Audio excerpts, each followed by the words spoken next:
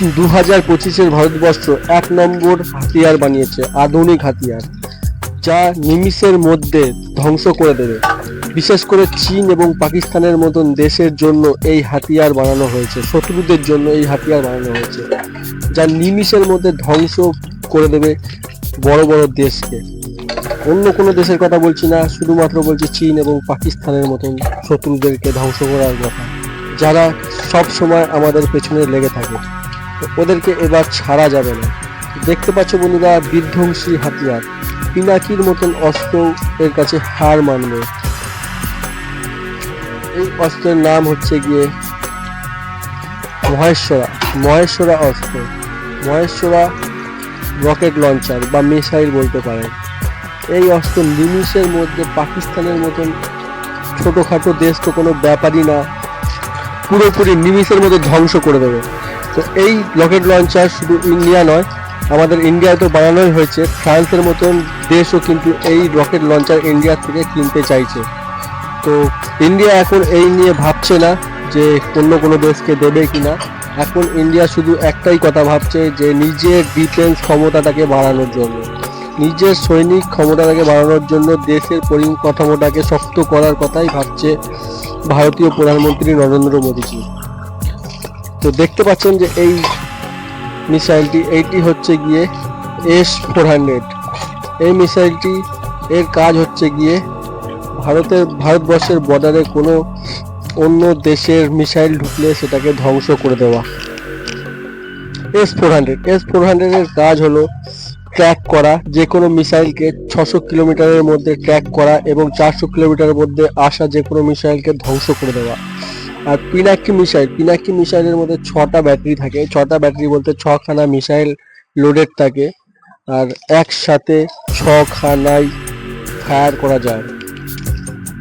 পিনাকি মিসাইলের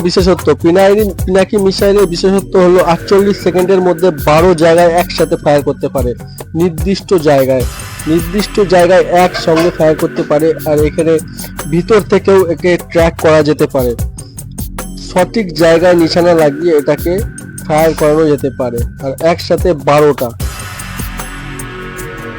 মানে বুঝতে পারছেন, একসাথে 12 জায়গায় এই মিসাইল পড়ে পুরো ধ্বংস হয়ে যাবে। পুরো পাকিস্তানের মতন দেশ তো কোনো ব্যাপারই না, চুরমার হয়ে যাবে। আর এটা হলো S-400। দেখছেন, S-400-কে বিভিন্ন জায়গায়, আলাদা জায়গায় এটাকে বসানো যেতে পারে এবং মিসাইলকে ট্র্যাক করে তাকে ধ্বংস করা যেতে পারে। ছোট এই সমস্ত তোপ তো কোনো ব্যাপারই না, এই সমস্ত তোপ, এই সমস্ত যে ট্যাঙ্কার থাকে, এই সমস্ত ট্যাঙ্কারগুলোকে তো গুড়িয়ে দেবে। ওদের কাছে আছে কি দেখতে পাচ্ছ, ভারতবর্ষের কাছে বিভিন্ন রকমের হাতিয়ার আছে। DRDO কোম্পানি যে এজেন্সি, সায়েন্টিস্টরা প্রত্যেকটা মুহূর্তে রিসার্চ করছে, নতুন মিসাইল আবিষ্কার করার চেষ্টা করছে, আর পাকিস্তানের মতন শত্রুদেরকে পুরো শেষ করে দেওয়ার কথা ভাবছে। যদি আমাদের পেছনে লাগা হয় তবে, না হলে নয়। বিনা কারণে কাউকে কেন আমরা এটা অ্যাটাক করব, এটা তো ভাবা উচিত আছে। তো নরেন্দ্র মোদীজি বলে দিয়েছেন যে আমাদের পেছনে কাটি করলে আমরা কিন্তু ছেড়ে কথা বলবো না।